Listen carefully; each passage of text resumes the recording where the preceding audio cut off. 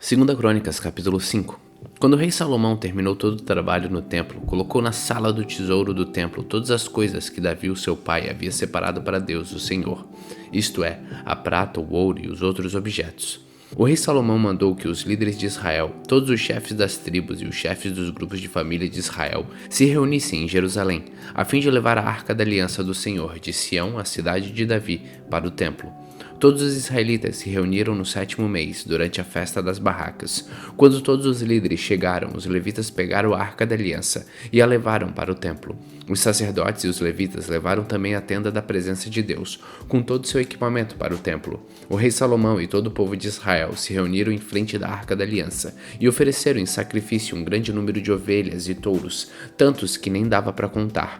Então os sacerdotes levaram a arca para dentro do templo e a colocaram onde devia ficar, no lugar santíssimo, debaixo das asas dos querubins, pois as suas asas estendidas cobriam a arca e os cabos usados para carregá-la.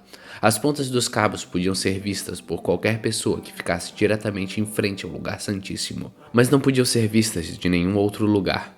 Os cabos ainda estão ali até hoje. Dentro da arca estavam somente as 2 placas de pedra que Moisés havia colocado ali, quando no Monte Sinai o Senhor Deus havia feito uma aliança com os israelitas, depois que eles saíram do Egito. Os sacerdotes se prepararam para sair do templo. Todos os que estavam ali haviam se purificado, sem levar em conta o grupo que pertenciam, e todos os levitas que eram músicos, isto é, Asaf, Emã e Jedutum, e os membros dos grupos de família estavam de pé no lado leste do altar, vestidos de roupas de linho e com pratos musicais, harpas e liras nas mãos. Junto com eles estavam 120 sacerdotes que sabiam tocar trombetas. Aí todos juntos começaram a tocar as trombetas e a cantar em voz alta para dar graças a Deus, o Senhor, e o louvarem. Com acompanhamento de trombetas, pratos e outros instrumentos musicais, eles louvaram a Deus e cantaram assim: Louvem a Deus, o Senhor, porque Ele é bom e porque o seu amor dura para sempre. Quando os sacerdotes estavam saindo, uma nuvem encheu o templo de Deus, o Senhor, com a glória do Senhor.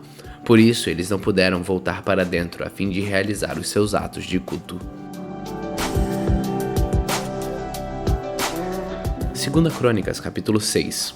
Então Salomão orou assim: Ó Senhor Deus, Tu resolvestes viver entre as nuvens escuras, mas agora eu construí para Ti uma casa, um lugar onde viverás para sempre.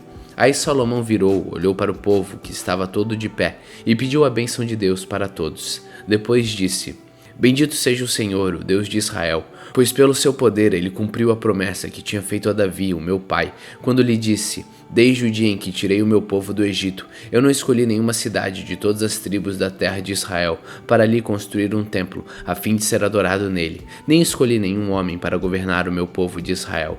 Mas agora escolhi Jerusalém como lugar onde serei adorado, e escolhi você, Davi, para governar o meu povo. E Salomão continuou: Davi, o meu pai, tinha planos de construir um templo para a adoração do Senhor, o Deus de Israel. Mas o Senhor lhe disse: Você fez bem quando planejou construir um templo para mim, mas você não o construirá. Será o seu filho quem construirá o meu templo. E agora o Senhor cumpriu a sua promessa. Eu fiquei no lugar do meu pai como rei de Israel e construí o templo para a adoração do Senhor, o Deus de Israel. Ali eu coloquei a arca da aliança, onde estão guardadas as placas de pedra da aliança que o Senhor Deus fez com o povo de Israel. Então, na presença de todo o povo, Salomão ficou em frente do altar e levantou as mãos. Ele havia mandado construir no pátio do templo um estrado quadrado de bronze que media 2,20 metros de cada lado e 1,30 metros de altura. Ele subiu no estrado e, na presença de todo o povo, se ajoelhou, levantou as mãos para o céu e orou assim: Ó Senhor Deus de Israel, não há Deus igual a Ti no céu ou na terra. Tu és fiel à aliança que fizeste com o Teu povo e lhe mostras o Teu poder quando eles, com todo o coração, vivem uma vida de obediência a Ti. Pelo Teu poder cumpriste a promessa que fizestes a Davi, o meu pai, no dia de hoje. Todas as palavras da Tua promessa foram completamente cumpridas. E agora, ó Senhor Deus de Israel, eu te peço que cumpras a outra promessa que fizestes ao meu pai, quando lhe dissestes que sempre haveria um descendente dele governando como rei de Israel, contanto que eles te obedecessem com o mesmo cuidado com que ele obedeceu. Portanto, ó Deus de Israel, faze com que se cumpra aquilo que prometestes ao teu servo Davi. Mas será que de fato, ó Deus, tu podes morar no meio de nós, criaturas humanas aqui na terra? Tu és tão grande que não cabes nem mesmo no céu. Como poderia este templo que eu construir ser bastante grande para isso? Ó Senhor meu Deus, eu sou teu servo, escuta minha oração e atende os pedidos que faço. Olha de dia e de noite para este templo, o lugar que escolhestes para nele ser adorado. Ouve-me quando eu orar com o rosto virado para este lugar. Escuta as minhas orações e as orações do teu povo, quando eles orarem com o rosto virado para cá. Sim, da tua casa no céu, ouve-nos e perdoa-nos. Quando alguém for acusado de prejudicar outra pessoa e for trazido até o teu altar neste templo e jurar que é inocente, ó Deus, ouve do céu e julga os teus servos, castiga o culpado como ele merece e declara que não tem culpa aquele que for inocente, recompensando-o como ele merece. Quando por ter pecado contra ti o teu povo de Israel for derrotado pelos seus inimigos, e quando ele se virar para ti e vier a este templo para te louvar e pedir o teu perdão, escuta-o do céu, perdoa o pecado do teu povo e leva-o de volta para a terra que destes a eles e aos seus antepassados. Quando o céu se fechar e não chover, porque o teu povo pecou contra ti, então eles se arrependerem e virarem o rosto em direção a este templo e orarem e te louvarem, depois que os tiveres castigado, escuta-os do céu, perdoa os pecados do teu povo, o povo de Israel, e ensina-os a fazer o que é direito. Então, ó Deus, faze cair chuva sobre a tua terra que deste ao teu povo para ser deles para sempre. Quando nesta terra houver falta de alimentos, ou houver pragas, ou as colheitas forem destruídas por ventos muito quentes, ou por bando de gafanhotos, ou quando o teu povo for atacado pelos seus inimigos, ou quando houver pestes ou doenças entre o povo, escuta as suas orações. Se alguém do teu povo de Israel, sentindo o peso da sua desgraça e do seu sofrimento, estender as mãos na direção deste templo e orar, escuta a sua oração. Ouve o teu povo do teu lar no céu e perdoa-o e ajuda-o. Só tu conheces os pensamentos secretos do coração humano. Trata cada pessoa como merecer, para que o teu povo te tema e te obedeça todo o tempo em que eles viverem na terra que destes aos nossos antepassados. Quando o estrangeiro que vier numa terra bem longe daqui ouvir falar da tua fama e das grandes coisas que tens feito, e vier te adorar e orar com o rosto virado para este templo, ouve a sua oração. Lá do céu onde vives, escuta-o e faze tudo o que ele te pedir, para que todos os povos da terra possam te conhecer e temer, como faz o teu povo de Israel. Então eles ficarão sabendo que este templo que eu construí é o lugar onde deve ser adorado. Quando ordenares que o teu povo saia para a guerra contra os teus inimigos, e o teu povo orar a ti, virado para esta cidade que escolhestes e para este templo que construíram em honra do teu nome, escuta do céu as suas orações e os seus pedidos, ouve-os e dá-lhes a vitória.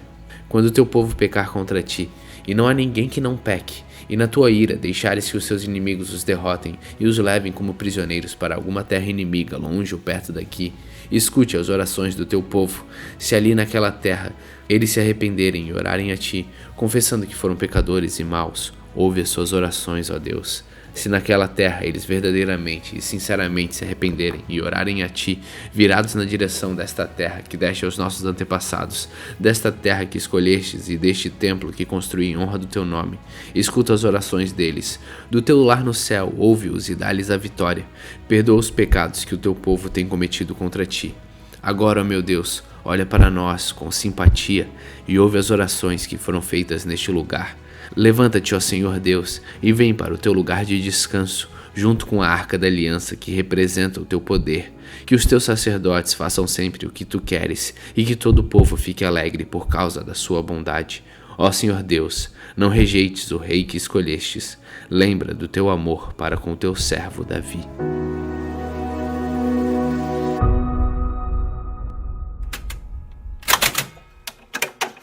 Salmos capítulo 9. Ó Senhor Deus, eu te louvarei com todo o coração e cantarei todas as coisas maravilhosas que tens feito. Por causa de ti eu me alegro e ficarei feliz. Cantarei louvores a ti, ó Deus Altíssimo.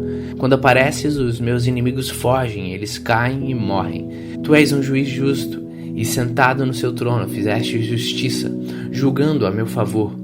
Tu condenaste os pagãos e destruíste os maus, eles nunca mais serão lembrados. Arrasaste as cidades dos nossos inimigos, elas foram destruídas para sempre e eles estão completamente esquecidos. Mas o Senhor é rei para sempre, sentado no seu trono, ele faz os seus julgamentos. Deus governa o mundo com justiça e julga os povos, de acordo com o que é direito. O Senhor é um abrigo para os que são perseguidos e eles os protegem em tempos de aflição. Ó Senhor, aqueles que te conhecem confiam em ti, pois não abandonas os que procuram a tua ajuda. Cantem louvores ao Senhor que reina em Jerusalém. Anunciem às nações o que ele tem feito, pois Deus lembra dos que são perseguidos. Ele não esquece dos seus gemidos e castiga aqueles que os tratam com violência. Ó Senhor Deus, tem compaixão de mim, vê como me fazem sofrer os que me odeiam e livra-me da morte, a fim de que eu, na presença do povo de Jerusalém, possa me levantar para anunciar o motivo por que eu te louvo e dizer que sou feliz porque me salvaste da morte. Os pagãos caíram na cova que fizeram, foram apanhados na armadilha que eles mesmos armaram. O Senhor se torna conhecido por causa dos seus julgamentos justos e os maus caem nas suas próprias armadilhas. Eles acabarão no mundo dos mortos, para lá irão todos os que rejeitam a Deus. Os pobres não serão esquecidos para sempre, e os necessitados não perderão para sempre a esperança. Venha, ó Senhor, e não deixes que os seres humanos te desafiem. Põe os povos pagãos diante de ti e julga-os.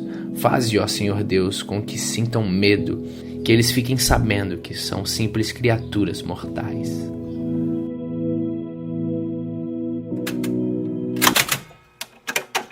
Mateus capítulo 14. Naquele tempo, Herodes, o governador da Galiléia, ouviu falar a respeito de Jesus. Então ele disse aos seus funcionários: Este homem é João Batista, que foi ressuscitado. Por isso, este homem tem poder para fazer milagres. Pois Herodes tinha mandado prender João, amarrar as suas mãos e jogá-lo na cadeia. Ele havia feito isso por causa de Herodias, esposa do seu irmão Filipe, pois João Batista tinha dito muitas vezes a Herodes: Pela nossa lei, você é proibido de casar com Herodias. Herodes queria matá-lo, mas tinha medo do povo, pois ele achava que João era profeta. No dia do aniversário de Herodes, a filha de Herodias dançou diante de todos, e ela gostou tanto que prometeu à moça: Juro que darei tudo o que você me pedir. Seguindo o conselho da sua mãe, ela pediu: Quero a cabeça de João Batista, num prato agora mesmo. O rei Herodes ficou triste, mas, por causa do juramento que havia feito na frente dos convidados, ordenou que o pedido da moça fosse atendido. E mandou que cortassem a cabeça de João Batista na cadeia. E aí trouxeram a cabeça num prato. Entregaram para a moça e ela o levou para sua mãe. Então os discípulos de João vieram e levaram o corpo dele e o sepultaram. Depois foram contar isso a Jesus. Ao saber do que havia acontecido, Jesus saiu dali num barco e foi sozinho para um lugar deserto. Mas as multidões souberam onde ele estava, vieram dos seus povoados e seguiram por terra. Quando Jesus saiu do barco e viu aquela grande multidão, ficou com muita pena deles e curou os doentes que estavam ali. De tardinho, os discípulos chegaram perto de Jesus e disseram: Já é tarde e este lugar é deserto. Mande essa gente embora, a fim de que vão aos povoados e comprem alguma coisa para comer. Mas Jesus respondeu: Eles não precisam ir embora, deem vocês mesmos comida a eles. Eles disseram: Só temos aqui 5 pães e 2 peixes, pois tragam para mim, disse Jesus. Então mandou o povo sentar-se na grama. Depois pegou os 5 pães e os 2 peixes e olhou para o céu e deu graças a Deus. Partiu os pães, entregou aos seus discípulos e estes distribuíram ao povo. Todos comeram e ficaram satisfeitos, e os seus discípulos ainda recolheram 12 cestos cheios de pedaços que sobraram. Os que comeram foram mais ou menos 5.000 homens, sem contar as mulheres e crianças. Logo depois, Jesus ordenou aos discípulos que subissem no barco e fossem na frente para o lado oeste do lago, enquanto ele mandava o povo embora. Depois de mandar o povo embora, Jesus subiu um monte a fim de orar sozinho. Quando chegou a noite, ele estava ali sozinho. Naquele momento, o barco já estava no meio do lago. Então as ondas batiam com força no barco, porque o vento soprava contra eles.